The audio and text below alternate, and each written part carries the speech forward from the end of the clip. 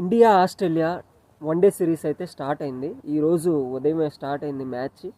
వర్షం పడతా ఆగిపోతా వస్తుంది. మన వాళ్ళు ఫస్ట్ బ్యాటింగ్ చేస్తున్నారు. ఫస్ట్ బ్యాటింగ్లో అనుకున్నంత రాణించట్లేదు. మెయిన్గా రోహిత్ శర్మ అలాగే కోహ్లీ అయితే ఫెయిల్ అయ్యారనమాట ఈ మ్యాచ్ వాటికి.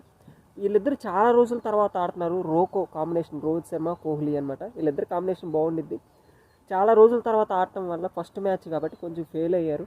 దానిని ఏం చేస్తున్నారంటే అసలు ఫస్ట్ హాఫ్ కూడా అవ్వలేదు ఇంకా మ్యాచ్ ఫస్ట్ హాఫ్ అవ్వకముందే అప్పుడే ట్రోల్స్ స్టార్ట్ చేశారు.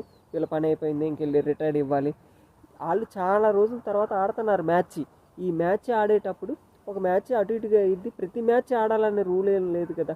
వాళ్ళు ఆడుతుంది వాళ్ళ స్వలాభం కోసం కాదు, ఇండియా కోసం ఆడుతున్నారు. వాళ్ళు చేసిన ఘనతలు ఎన్నో ఉన్నాయి.